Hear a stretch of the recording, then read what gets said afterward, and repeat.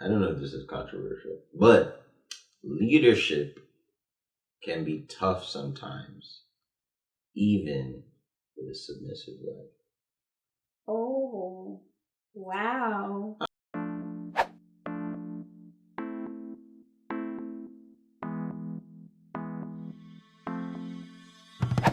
What's up, guys? How are we doing? What? I just smiled every day. We are here at episode 7. 8. Whoa. 8, yeah.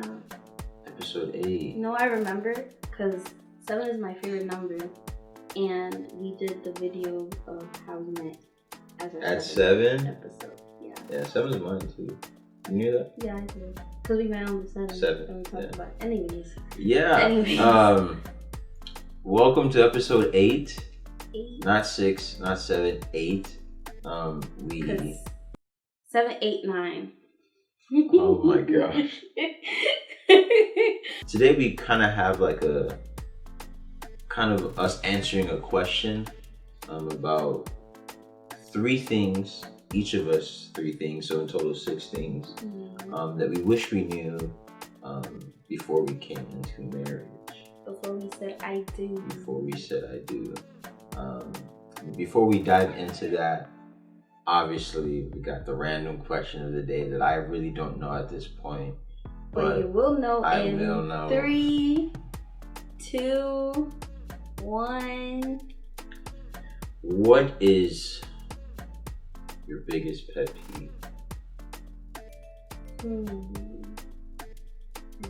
Comment below your biggest pet peeve. What is your biggest pet peeve, darling? I feel like I always get these like mixed up, like pet peeve and like something that's like I feel like I don't really know what pet peeve means. Like a pet peeve is like something that annoys you, irks you, like something that someone does. Like a pet peeve for someone could be like hearing the spoon hit the plate when someone's eating, or someone's chewing loudly, or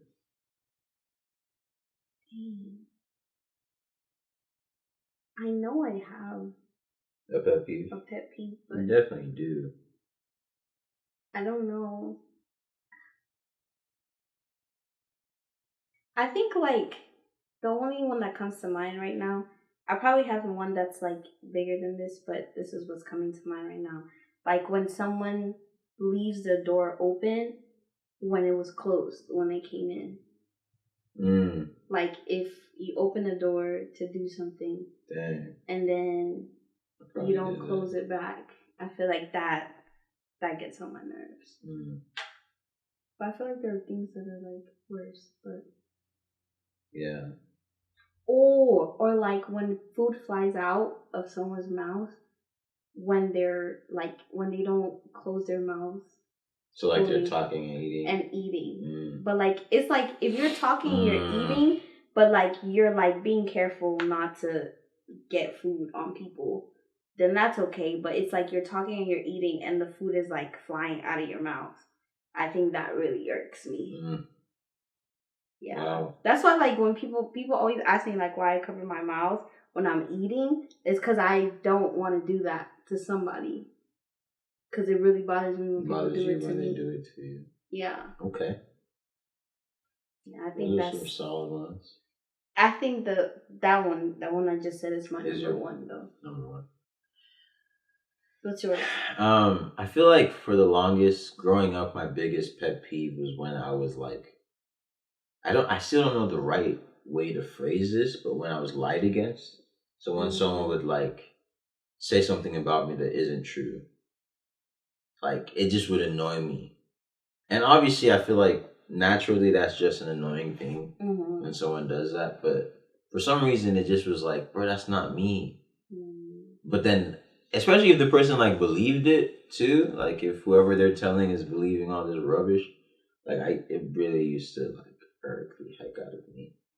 But I feel like I'm trying to think about something now in my adult life that would be like a huge pet peeve. I feel like you don't like scratching, not scratching, but like screeching noises, or like when like something's cracking. styrofoam Yeah. or like that. But I don't know if that's a pet peeve or just a sensitivity. I don't know if that's the same thing, but like I won't like start tweaking in terms of like, why would you do that? I just would leave. Like I can't. I physically will have a reaction to it. Like I just can't. Like my teeth will start feeling weird. That's just fine, not a. Yeah, but I can't. I can't deal with it though. Yeah, I guess I'll just go with that one. Yeah. But the line against. Yeah, I feel like I need to grow up though. But anyway, cool. So we have 3 things each that we wish we knew before entering marriage, and we'll kind of go back and forth, and then just kind of go off of that, have conversation, and see where it goes. You want me to start, or you want to start? You want me to start? Probably should write on my phone, but I wish I knew where it hurts. Now, this is what I mean by that. I wish that I knew where my traumas were, like where it leaked out.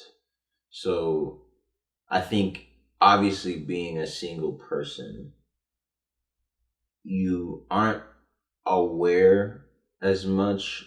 Like you have traumas. Everyone has some form of trauma in their life, but I think I wasn't like aware enough of, dang, because of this situation, I tend to be react very negatively to being like disappointed or to being unheard or misunderstood. And I think I wish that if I knew that, I feel like I would have more awareness of myself and be able to know that you're not really upset with her, you're just upset with it's a trauma, you're just triggered. So I think that's one of the things that like I look back and it's a blessing to, we're not even at 1 year yet, and to have that in mind. But I think one of the biggest things that probably caused a lot of like arguments or weird situations was just me having like a moment where I'm triggered. And I don't even have the words for it. All I know is I'm feeling very like uncomfortable emotions because you did something or because I experienced something, and I don't have the words to express it to you. And then it's like, I think for me, I always struggle too with like expressing an emotion that I'm feeling when I have no understanding for why. So I'm not just gonna be like, I really am upset right now. Why? Because I don't want to look stupid and be like, I don't know. Like I'm still figuring it out. I mean, but we've had those moments where it's like, I know I feel hurt, triggered something, and I don't really know where it's stemming from. I still need to like parse it out and process it. And I feel like, we've had moments like that. But I think that makes the point that you made like even much more important. Like the fact that understanding your prior trauma is important in marriage. And I feel like once you start to, like, it's kind of hard to unsee trauma when you know, like, or to see like the side effects of trauma when you are aware of it. So like if I know that because my grandmother died, I am like really like I have an affinity towards women because I like grew up and she was like a primary source of like my identity. And so if I am aware of that when I am interacting with any woman and I'm seeing myself behave a certain way or act a certain way, it's not just like, oh man, like she just is like comforting and kind. It's like, no, bro, you just miss your grandmother. You know what I mean? Like stuff like that, I feel like is really helpful when you're able to identify it. But then obviously that example is more of like more calmer or a much calmer like example. But in situations where it actually presents a negative emotion, I feel like that's when it can kind of get out of hand because the other person is like, okay, how can I help? But they can't help because you don't even know what's going on. Right. You know. But yeah. That's really good. I changed my. Dang. You got paragraphs. Right? No, so I don't. I know what I'm talking about, but I think I'm gonna change the flow of it because what you just said has something to do with one of the ones I listed, which is you're marrying like every part of this person, including their trauma, including their hurt. I feel like I wish I had thought more about that before marriage and processed that.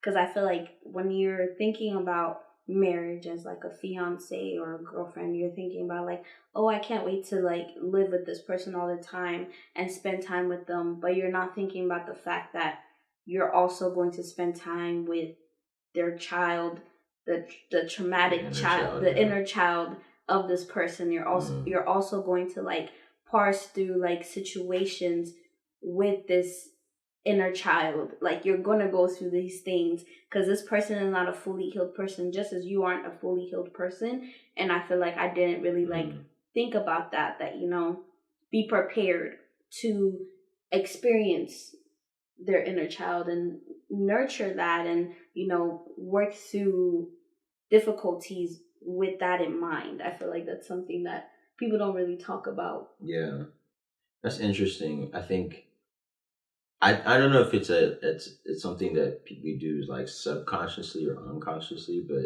I feel like a lot of the times when we imagine our like spouse or our partner, we usually imagine them not necessarily perfect, because I do think we understand that people aren't perfect, but we just are like, they'll be like good. Yeah. Like they will be fine. Like you're focusing on like the positive sides of things. Like we never, obviously no one imagines that their spouse is gonna go crazy, or their spouse is like, you just imagine like, yeah, like, and he would just communicate and she would just communicate and she'll be gentle. Yeah, like we always imagine those things, and when you were saying that, like, to imagine that, yeah, like this person has a context and a background and issues and baggage and like things that they experienced in life that shapes them, and I'm marrying that person, not just like, I'm marrying the whole package. And so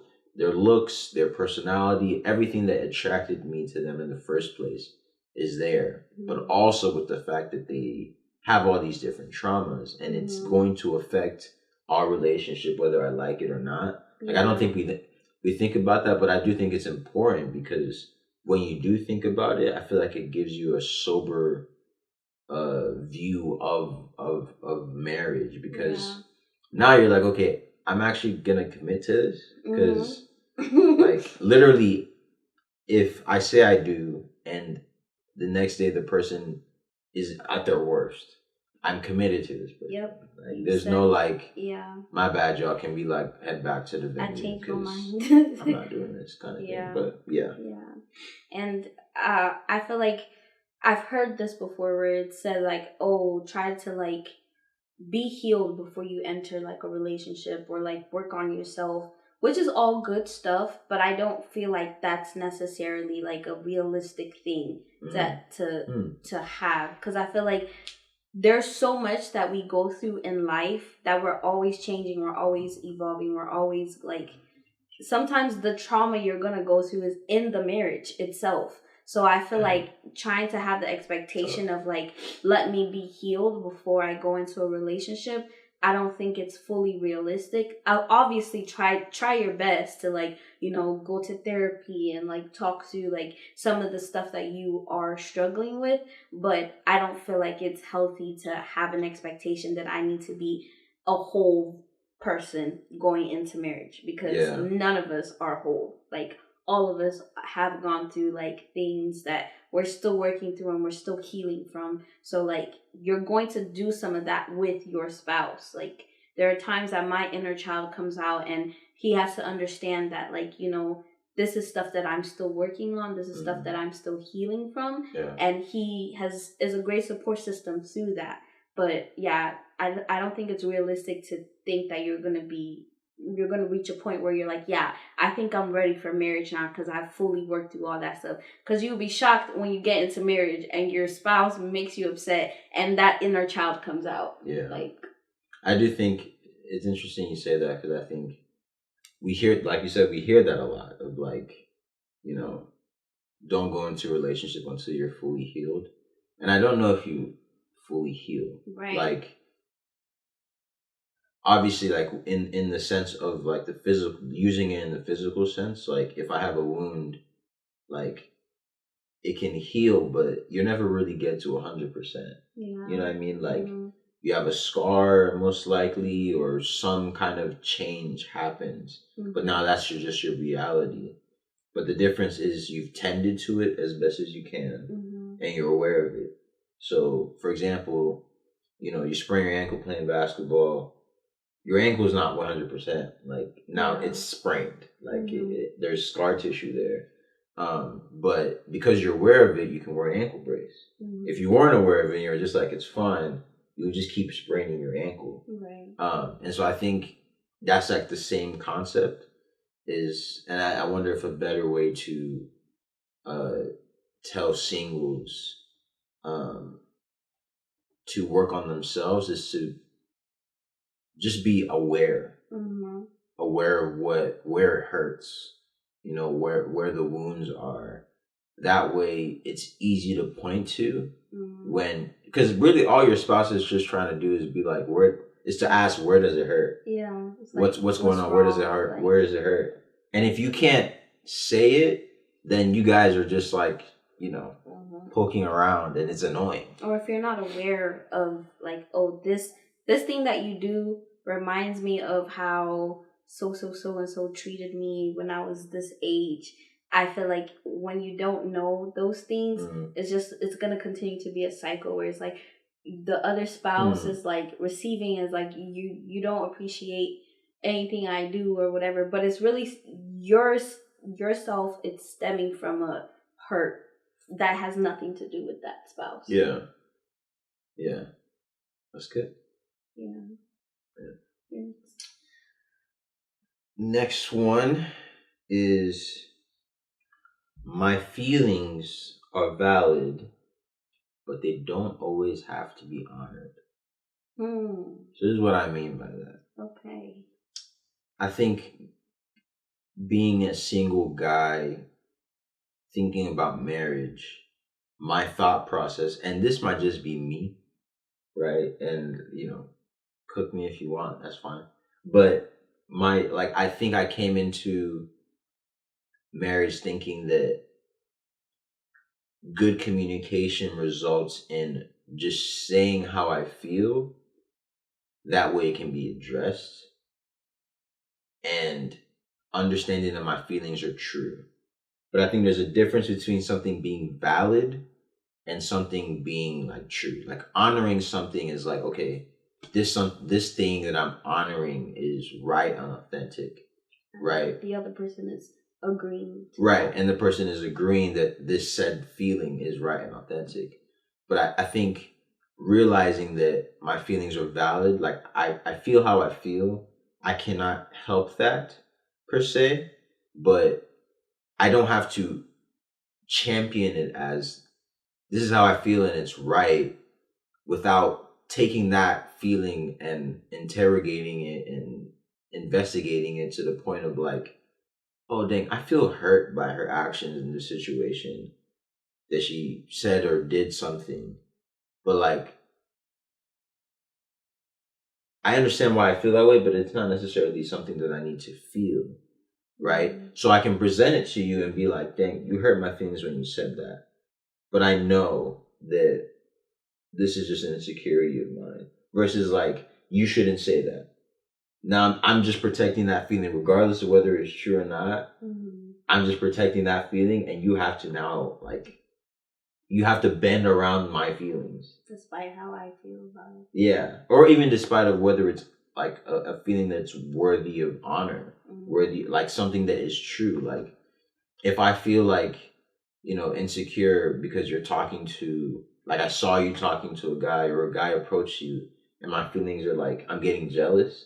Like, sure, there's a level of like, okay, I hear you, that's valid. But then it's also like, dude, he just walked up to me. Like, I can't help that.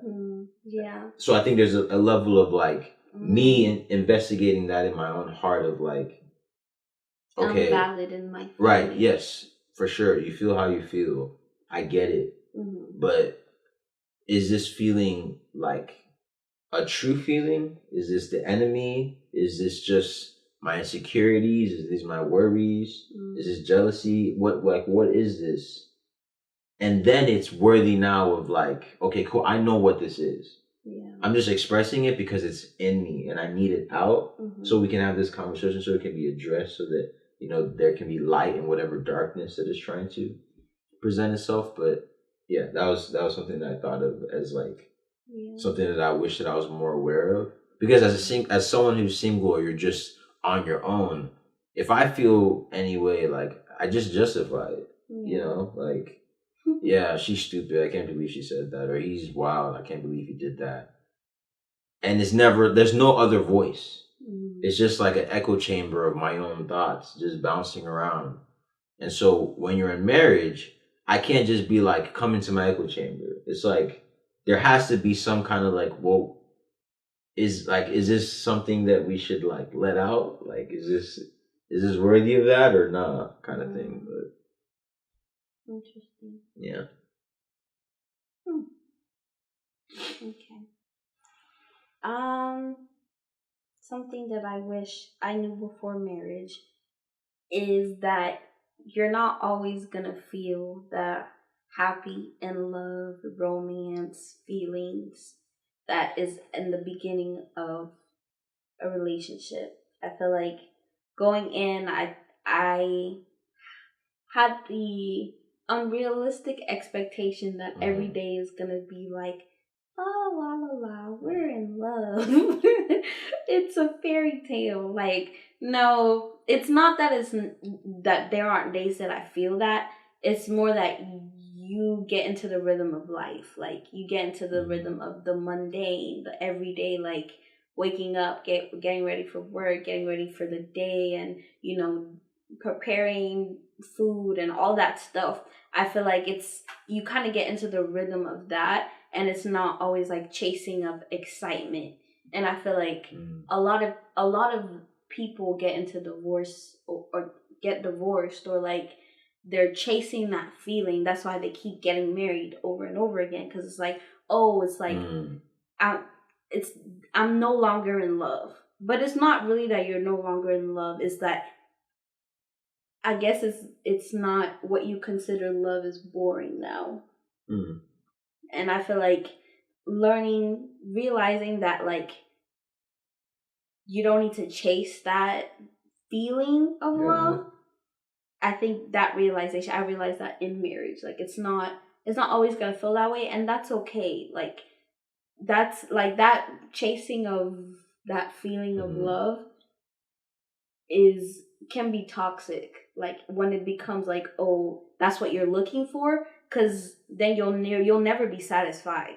You'll always be looking for that next thing, that next like thing to make you happy and feel good, and that's not realistic.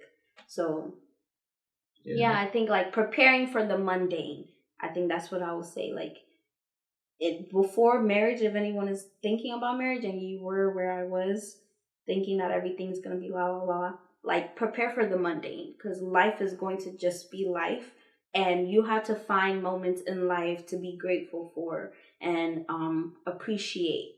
Everything is not always gonna be like a chasing of like a good feeling, and that's okay. Like, having a peaceful, gentle life is beautiful. Yeah, it's interesting. Like, you talk about that idea of love not obviously just being like a la la la feeling. I'm reading through First Corinthians right now, and obviously that's where the love chapter is in First Corinthians 13. And the idea of love, like, I feel like there's a misunderstanding of what love actually is. And so that is why people easily use a statement, I fell out of love and all this stuff. Yeah. I think like love is a very selfless act, and so yes, obviously you get those like infatuation feelings, the honeymoon phase is like a lot of us will say early on, because this is new, this is fresh. Literally, you have a lot of firsts, a lot of things that are just happening that are so interesting. It's a what's it called? It's something your brain is releasing. It's like a chemical dopamine that your brain is releasing through all those times. Like, yeah, maybe oxy. One of them. Something. But either way, like you're going through that process, but then what love really calls you to is to be selfless. That's why Jesus' death on the cross is such an exemplary definition of what love is. So like I think that's something that I'm learning, is that like if I'm choosing to love you or to love anyone that I say that I love, I'm really choosing to to be others focused. So it's less about me, it's more about the other person. And not in like I'm a doormat, whatever you want, but just in the sense of like my job as someone who's committed to love you is to honor you and to like put you first and to serve you well. And so if it gets to the mundane aspect of things, like my commitment to you is I believe you're worthy, like someone that I feel like I want to do this life with and I've committed to. And so in the everyday life of things, like I want to serve you, like in those little moments. Like it's not just about do I feel good, like is this, and you know what I mean, kind of thing. So it's less about me and more about you and more about like God and the commitment I've made to both of you. So yeah. I don't know where I heard this from, but I feel like it was something that was like love begins after the feelings like stop or something like that. Like that's when like real love begins, because like everyone can feel the feeling of love and like be in love, but it's like the people who stick it to and still find value and care for the person that they've committed to, that's when true love is actually happening. Like the definition of love is actually happening. And a lot of people, especially in America, they're not exemplifying true love, because it's like, once the feeling is not there anymore, we fell out of love, divorce, move on to the next person and feel those feelings again. And that's why like hookup culture is such a big thing. It's like you're just chasing that feeling over and over again, but that's not even real love. Like it's interesting though, because I do think this is where I like the entertainment industry is so interesting, is that in like unconsciously we train ourselves to think that is what love is. Like I remember being like younger and like dating, and like what made me think that I really liked a girl was that I was just like lusting after her or wanted her in a way that just wasn't anything like what God would describe love to be. But because I'm seeing in movies that like you meet for the first time and then there's just insane like lustful infatuation with each other, that's like like we love each other. And then when it ended, I was just like, I mean, like, so I guess I was wrong or it faded or whatever. But like, if I'm making a commitment, it doesn't really matter, right? Like if I make a contract, it doesn't matter if I feel like it or not. At that point, it's it's just like I made the commitment to do something. So yeah. And then my last one, I don't know if this is controversial, but leadership can be tough sometimes, even with a submissive wife. Oh, wow. So I think a lot of the times when I thought about marriage, especially after meeting you, and like I saw like that you were willing to be submissive. Obviously, I'm not your husband at the time, so you didn't have to submit to me. Mm-hmm. But in our conversations about submission, I got that like sense that you were like willing to submit, and like that was something that you didn't have a problem with. I thought that leadership would be easy. I thought that like leadership is, bro, like she's not gonna she's not gonna give me any problems. Like she understands where I'm coming from. She knows that I'm not out here like just trying to exert my dominance or be macho man, whatever. And what I mean by leadership can be tough is that you don't realize that like you're leading your life when you're single, right? I want to stay up till 12 and do whatever. Watch a YouTube video, watch a movie, work out, go play basketball at whatever time. Like it's my life. When you're married and you're leading like essentially two lives, right? When you're leading another person, you don't realize that your decisions not really matter. Not that they didn't matter before, but like if I choose to go play basketball and we've had a tough week on a weekend and we have a tough week, we haven't had a chance for intimacy, we haven't had a chance to like really see each other throughout the week, and I'm choosing to spend the morning somewhere else, that can be a bad decision, right? And that other, like when I'm single, I don't feel that way. Like I don't worry about that. Yeah. But regardless of whether you're submissive or not, like, yes, you won't, you won't be like, you won't nag me about it, you won't be rude about it or anything like that. But I still am like, dang, like that probably wasn't a good decision to make, or what, like whatever the case is. I think leadership, like I wish I was more. I prepared myself more on even just understanding what I was like, the weight I was about to carry, right? Like I am trying to be Jesus, but I'm also a bride. So I'm going to mess up trying to care for this woman in the process of also getting sanctified as she's getting sanctified. I'm going to drop the ball. Yeah. And I'm still meant to lead, right? Like when decisions are needing to be made, I'm going to be the one that is looked at. That's the role I'm stepping in. Yeah. That is difficult. Or if the wrong decision is made, you're the one that carries the weight. Yeah, that carries that weight. And that is tough, but God has graced me for it as a man, and He has given me a helper to fulfill the purpose of glorifying Him. And so, even though, yes, I am leading, right? Like, I'm not doing it alone, right? And I feel like the idea is that, like, leadership is like, or at least the idea that I had was like, yeah, like, you get a submissive wife, you get someone who, like, listens and understands and supports, you'll be fine. But I think I didn't really understand that, like, leadership is tough. Like, especially in tough circumstances. Like, it's easy to lead when the road is clear and you don't have to, like, figure out, oh, do I have to go left or right?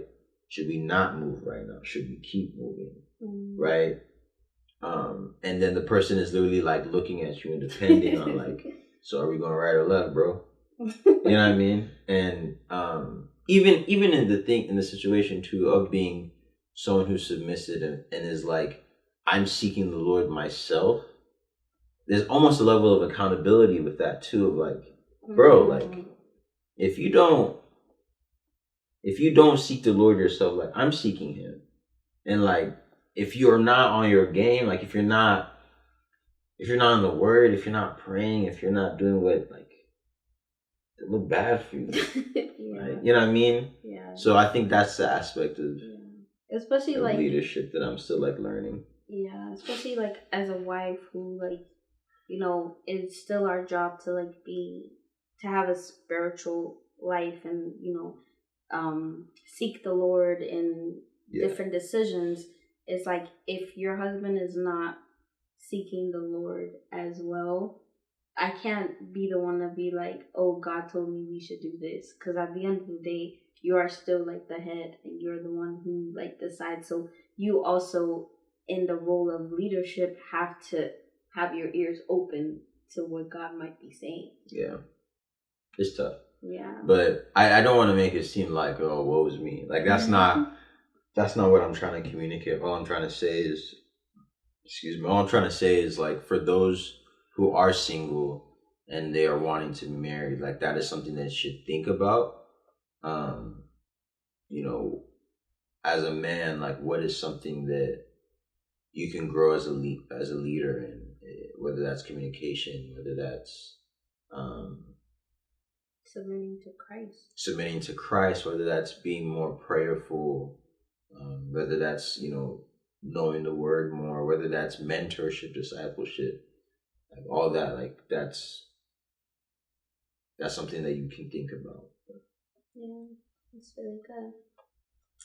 And my last is, conflict is normal, and running away from it will do more damage than good. I feel like before marriage, I really, really struggled with conflicts and like fights, and not fights, like when we would disagree and stuff like that. I think I really tried to avoid it the most that I could. And in marriage, I realized that avoiding it is more danger. Like it adds more damage, because it's like, if we're not addressing the issue, it's something that's being dragged on, and it's like it's piling up and being added to by other conflict and other situations. It's like running away from conflict is not healthy.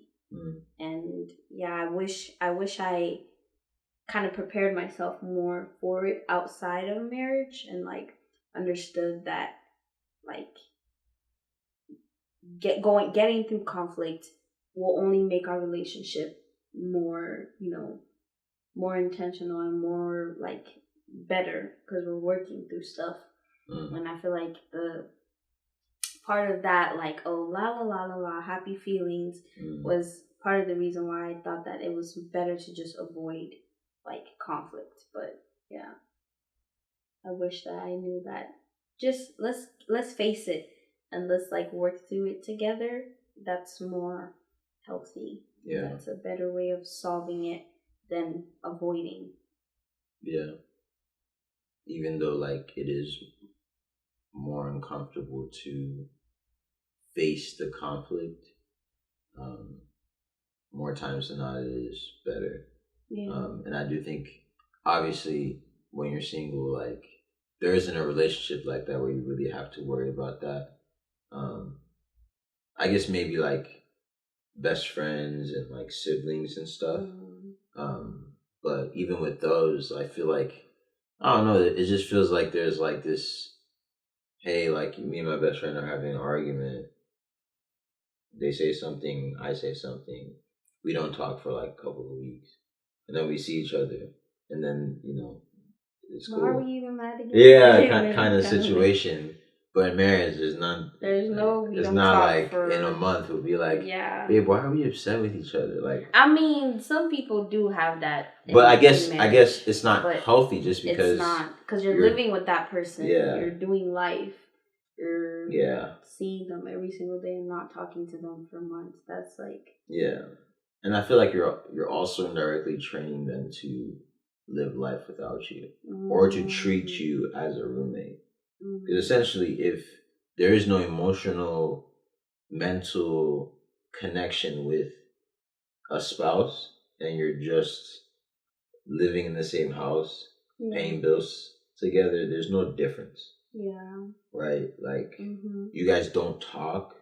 Like, you sleep in the same bed, but it's like you're miles apart. Like, it's like, at that point, divorce is coming. Like, not just because you're basically have been separated already, technically. Yeah.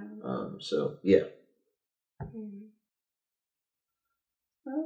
Well, that was that's it. That was 3 things that we each, I guess 6 technically. Yeah. That we things that we wish we knew before we got married. Hope that was like edifying for you guys. Insightful. Yeah, we wish or we hope and pray that this is something that you guys can apply for those who are single, to just think about even. That way, you know, when you are in a position to get married, as a guy or a gal, you can make that decision with more confidence. Obviously, ultimately, you know, seeking the Lord and doing that with community probably the best thing, but just to prepare yourself best, you know, we hope that this is helpful. We pray that it is. So, and for those of you who have been married for however long, you guys could also share some things that you wish that you knew before marriage as well with us. And please do not hesitate to make use of the comment section. We really appreciate that. And while you're there, like, subscribe, share with someone. We are really trying to be consistent, and it encourages us when you guys do subscribe and like. So thank you so much for watching episode 8. We pray that you guys have a lovely rest of your days, wherever you're watching this, whenever you're watching this, and we hope that this edifies you. All right. Peace. Bye.